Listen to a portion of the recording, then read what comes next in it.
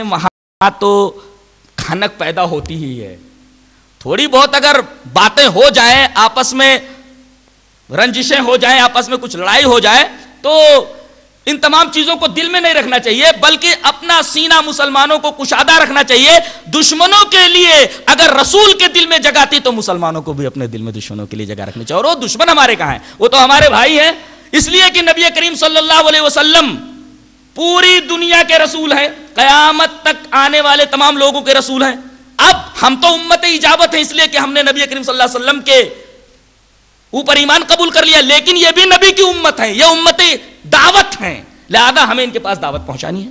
ایک بات اور آخر میں یہ کہوں گا کہ یہ جو کافر کہا جاتا ہے یا مشرک کہا جاتا ہے، یہ کافر اور مشرک کوئی گالی نہیں ہے، اس کو گالی سمجھ لیا گیا ہے.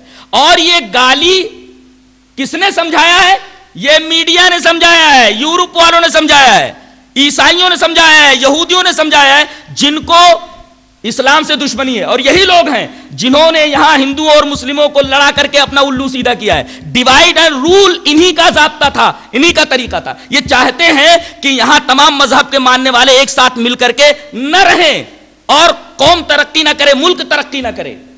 ان کا تو یہی عقیدہ ہے، ان کا تو یہی تصور ہے.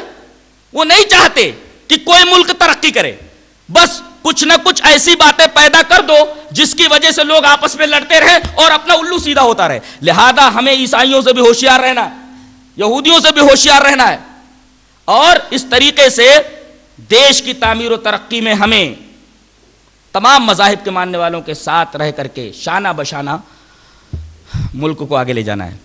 ہاں، جو میں یہ بات کہہ رہا تھا کہ کافر اور مشرک کو کوئی گالی نہیں ہے، بلکہ اس کا مطلب صرف اتنا ہے کہ اسلام ایک نظام ہے، اس نظام کو جو تسلیم کرتا ہے اس کو مسلم بولتے ہیں، جو نظام کو نہیں مانتا اس کو کافر بولتے ہیں. وہ ایک اصطلاح ہے، وہ ٹرم ہے، وہ کوئی گالی نہیں ہے. اسلام ایک نظام ہے، اس کو کوئی مانتا تو مسلم ہے، اور اگر اس نظام کا کوئی انکار کر دیتا ہے تو اس کو کافر بولتے ہیں. کافر کوئی گالی نہیں ہے، بلکہ اگر کوئی مسلمان کسی عبادت کا انکار کر دے کہ یہ اسلام میں نہیں ہے تو وہ بھی تو کافر ہو جاتا ہے، وہ بھی کافر ہو جاتا ہے، مسلمان کافر ہو جاتا ہے. تو یہ کوئی گالی نہیں ہے، یہ بات بھی ذہن سے نکال دینی چاہیے.